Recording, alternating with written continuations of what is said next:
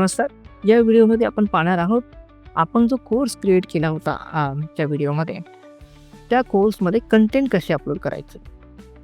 तत्पूर्वी आपण डावीकडे जी साईट होम दिसते त्याविषयी माहिती पाहूयात. साईट होममध्ये आपल्या विद्यापीठामध्ये या LMS प्लॅटफॉर्ममध्ये अवेलेबल असणारे सगळे कोर्सेस या ठिकाणी आपण पाहू शकतो. कोर्सेस फक्त आपण व्ह्यू करू शकतो या ठिकाणी, कारण ते इतर शिक्षकांनी बनवलेले कोर्सेस आहेत, इतर स्कूलचे आहेत किंवा इतर प्रोग्रामचे आहेत. तर या ठिकाणी त्याची यादी आपण पाहू शकतो. आणि आता आपण येऊयात आपल्या डॅशबोर्डवरती, जिथे आपल्याला आपले कोर्सेस दिसू लागतील. आपल्या डॅशबोर्डमध्ये आपण एक कोर्स जो क्रिएट केला होता मागच्या व्हिडिओमध्ये फायनान्स मॅनेजमेंटचा, तर या कोर्समध्ये आपण येऊयात. आणि या ठिकाणी आता आपल्याला विद्यार्थ्यांसाठी शिकण्यासाठी जे कोर्सचे कॉन्टेंट आहेत ते आपण कसे अपलोड करायचे याविषयी माहिती पाहूयात. फायनान्स मॅनेजमेंट हे कोर्सला आपण हे नाव दिलं होतं, त्याची समरी आपण या ठिकाणी लिहिलेली आहे. आणि आपण कोर्स बनवताना तुम्हाला लक्षात असेल तुमच्या की आपण टॉपिकमध्ये बाय डिफॉल्ट 4 टॉपिक्स त्या ठिकाणी आपण घेतले होते. या अशा पद्धतीने आपल्याला दिसतात. तर या ठिकाणी कोर्स कंटेंट अपलोड करण्यापूर्वी सगळ्यात महत्त्वाचं, सुरुवातीला इथे उजवीकडे बॉटमला एडिट मोड जो आहे तो आपल्याला ऑन करायचा आहे.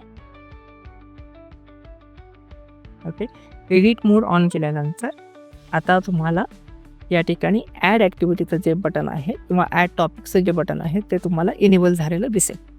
सो यामध्ये सुरुवातीला बाय डिफॉल्ट जेव्हा आपण कोर्स तयार करतो त्यामध्ये जनरलमध्ये एक अनाउन्समेंटचं जे डिस्कशन फोरम आहे, ही कॅटेगरी ऑलरेडी ॲड झालेली असते. ही कॅटेगरी आपल्याला जर ठेवायची असेल तर आपण कंटिन्यू करू शकतो, ठेवू शकतो, किंवा त्या कॅटेगरीला आपण या ठिकाणी रिनेमही करू शकतो. तर आपण या ठिकाणी हे जे 4 बाय डिफॉल्ट टॉपिक्स आलेले आहेत, ओके, अशा पद्धतीने आपण एक टॉपिकला रिनेम करून त्याच्यामध्ये कंटेंट ॲड करत जाऊयात. आता टॉपिक या ठिकाणी टॉपिक असू शकतं, जे नाव आहे ते चॅप्टर असू शकतं, मॉड्यूल असू शकतं. तुमच्या कोर्सचं जे स्ट्रक्चर जशा पद्धतीचं आहे तशा पद्धतीने तुम्ही ते नाव इथे टाकू शकता. आता समजा मी या ठिकाणी मॉड्यूल घेतलं, मॉड्यूल 1 असू घेतलं, ते रिनेम झालेलं आहे. त्या मॉड्यूल 1ला मी जर एक्सपांड केलं तर या ठिकाणी add an activity or resource या बटनला मी क्लिक केलं.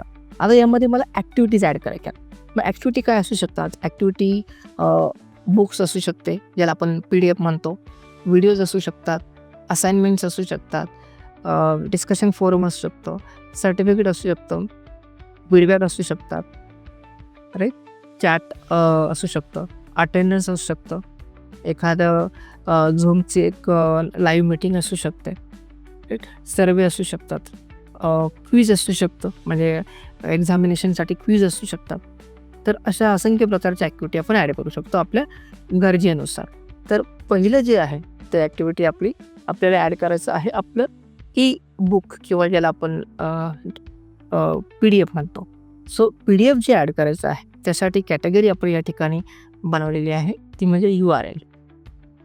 तर URL या कॅटेगरीला मी क्लिक करतो. आता URL थ्रू आपल्याला ॲड काय करायचं आहे त्याचं कारण आपल्याला लक्षात घ्यायला हवं या ठिकाणी, की आपण जे आपले बुक्स जे आहेत, ज्या PDFs आहेत, त्या सगळ्या PDFs आपल्याला डायरेक्टली इथे LMSच्या प्लॅटफॉर्ममध्ये अपलोड नाही करायच्या. बऱ्याचदा काय होतं की ते जे बुकची जी साईज असते ती मे बी जास्त साईज असू शकेल.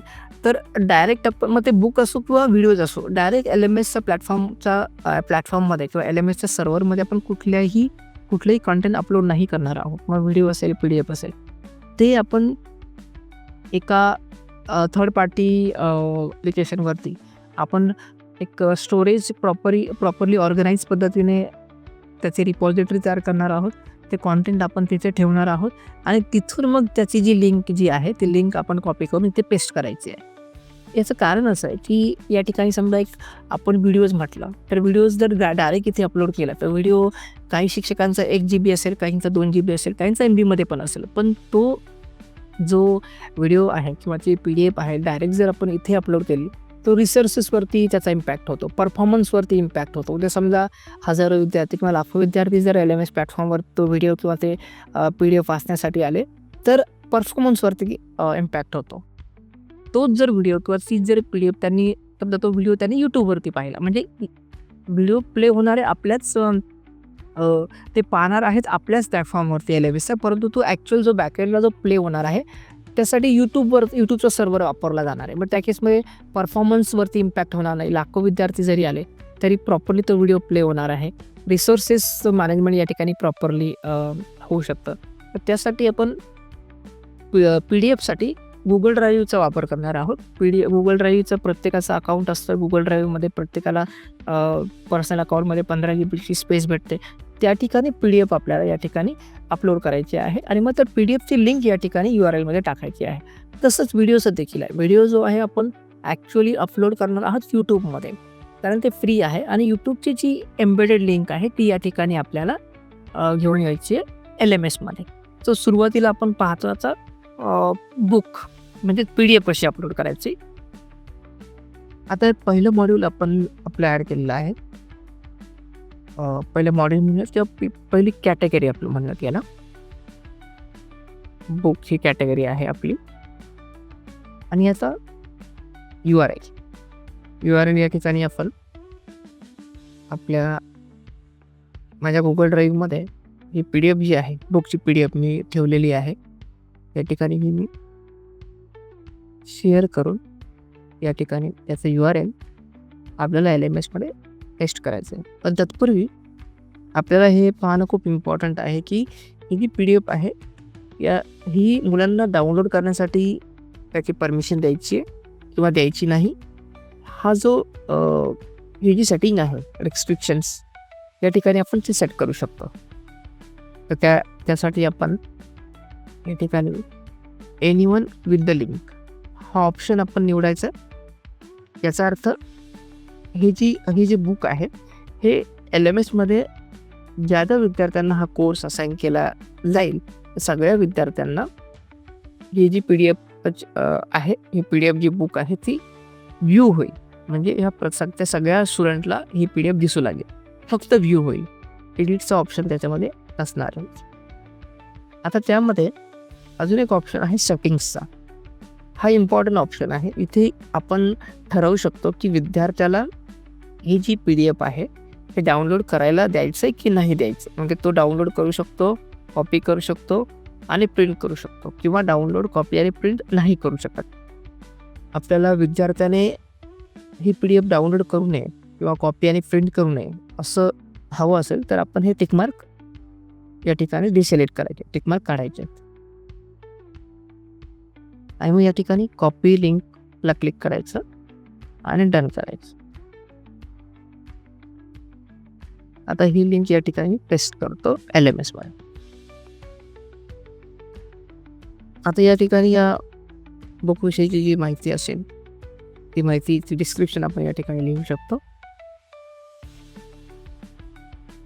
त्यानंतर ॲपिअरन्समध्ये आपण या ठिकाणी ती जी PDF आहे ते बुक जे आहे ते विद्यार्थ्यांसाठी कसं ओपन व्हायला हवं, ॲटोमॅटिक, एम्बेड फॉर्ममध्ये, त्या नवीन टॅबमध्ये किंवा नवीन पॉपअपमध्ये. त्यासाठी एक ओपन हा एक आपला स्टँडर्ड ऑप्शन आहे, तो आपण ठेवूयात जेणेकरून आता नवीन टॅबमध्ये ते PDF बुक ओपन होईल. त्यानंतर पुढचा ऑप्शन आहे रिस्ट्रिक्ट ॲक्सेसमध्ये सध्या तरी आपल्याला हे बुक जे आहे ते विद्यार्थ्यांना अवेलेबल करून द्यायचे वाचण्यासाठी.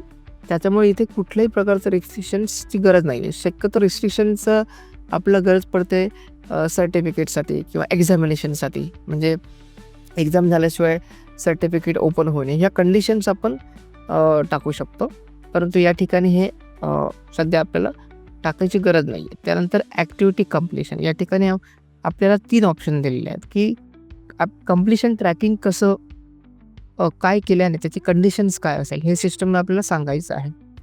पहिला ऑप्शन आहे do not indicate activity completion. म्हणजे विद्यार्थ्यांनी पुस्तक वाचलं जरी असेल तर ती ॲक्टिव्हिटी कम्प्लीट झाली नाही आहे किंवा त्याचं ट्रॅकिंग आपल्याला ठेवायचं नाही आहे. सेकंड ऑप्शन आहे students can manually mark the activity as complete. स्टुडंटने जर समजा ते वाचलं असेल तर स्टुडंट स्वतःच ते मार्क करू शकतो, परंतु यामध्ये त्याने वाचलं असेल किंवा नसेल तर त्याही केसमध्ये तो ते ॲक्टिव्हिटी मार्क करू शकतो, जे की योग्य नाही आहे. सो आपण या ठिकाणी घेऊयात third option, show activity as complete when conditions are met. Right. So जेव्हा कंडिशन मेट होते, कंडिशन फुलफिल होईल, तेव्हा सिस्टम ॲटोमॅटिकली ते कॅटेगरी कंप्लीट झाली असं मार्क करेल. आता कंडिशन्स काय आहे, student must use this activity to complete it. या ठिकाणी आपल्याला ते इनेबल ठेवायचं आहे. आणि मग शेवटी आपल्याला सेव्ह अँड डिस्प्लेने क्लिक करायचं आहे. ओके, या ठिकाणी आपण ही बुक्सची ॲक्टिव्हिटी जी आहे ती आपण कंप्लीट केलेली आहे, कॅटेगरी आपण ॲड केलेली आहे या ठिकाणी. आता इथे डावीकडे कोर्स इंडेक्स जर आपण ओपन केली तर अशा पद्धतीने आपल्याला व्ह्यू पाहायला मिळतो सगळ्या आपले जे मॉड्यूल्स आहेत किंवा चॅप्टर जे आहेत ते. आणि अशा ठिकाणी बुकला जर आपण ओपन केलं तर अशा पद्धतीने विद्यार्थ्यांना ते दिसेल. सो आता नेक्स्ट कॅटेगरी आहे व्हिडिओ. ते आपण नेक्स्ट व्हिडिओमध्ये पाहूयात ते कशी अपलोड करायची ते.